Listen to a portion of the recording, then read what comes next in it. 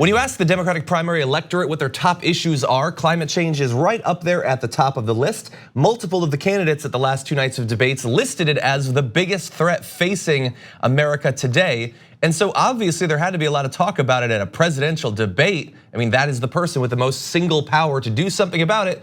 Unfortunately, not really. And joining us now to talk about climate change and the debates, Varshini Prakash, co-founder and executive director of Sunrise Movement. Welcome back to the show. Hi, thank you so much for having me. Always glad to have you on. So first of all, overall, the amount of questions about climate change at these two nights of debates, the substance with which they went into the topic, did it meet your expectations?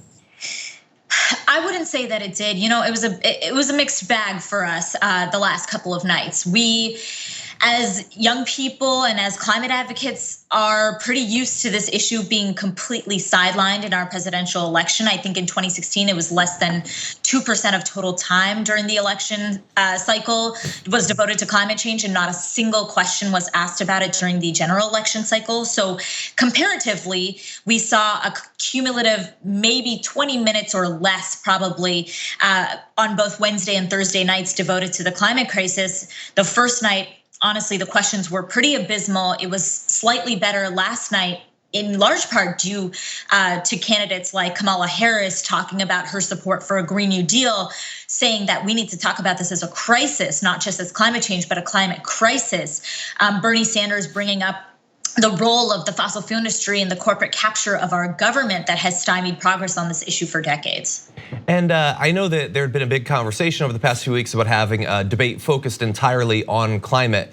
And honestly, after watching these debates, I'm not sure who I would trust to do that, because it wasn't just that there weren't a lot of questions about climate change. Like, I noticed, like, when Chuck Todd was asking the questions, it came off to me as a sort of begrudging thing. Like, he barely wanted to talk about it. There was no passion there. And although I've read that something like 15 minutes of the two nights of debate were about climate change, as a person who that is my core issue, it didn't feel like it at times. Absolutely, and I think, you know, what I noticed was that there is a significant lack of climate literacy amongst the media and political establishment right now.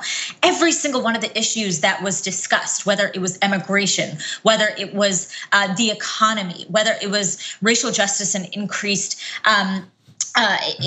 mass incarceration, all of those issues are deeply, inextricably intertwined with the climate crisis.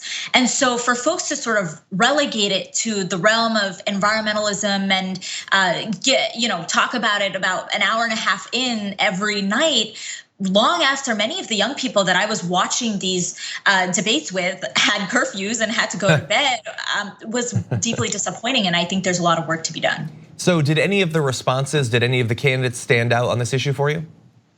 Yeah, I think in particular last night, I was blown away by Kamala Harris's performance just broadly across the board. Obviously, there was that remarkable moment between her and Joe Biden where she called him out for his his racist history. And I think also the moment when Pete Buttigieg answered questions about farmers and the way in which the climate crisis is affecting the Midwest right here in this country, and how farmers have to be a part of the solution. And Bernie Sanders as well really stood out. I would say on Wednesday night, you know, Elizabeth Warren just minutes out was connecting the climate crisis to the broader issue of building economic power as Americans, and also investing big in green technology, was calling out the role of the fossil fuel industry in corrupting our government as well. And I thought we saw Jay Inslee, Beto O'Rourke to a certain degree, and also Julian Castro really come out shining as well. Yeah, I did. I found it interesting. I was watching Jay Inslee, you know, to see how strongly is he going to push on this sort of core issue in his candidacy. And it was interesting that when asked at the end to list the biggest threat to America, he didn't say climate change, others did. Yeah, it was interesting too. I was kind of surprised by that. I think we would have also liked to see from these candidates a little bit more.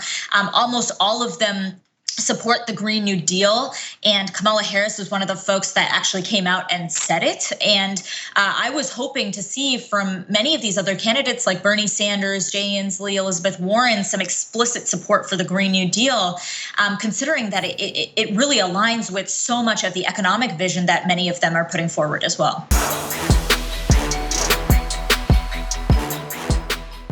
Thanks for watching this free clip of the Young Turks. Don't forget to become a TYT member today.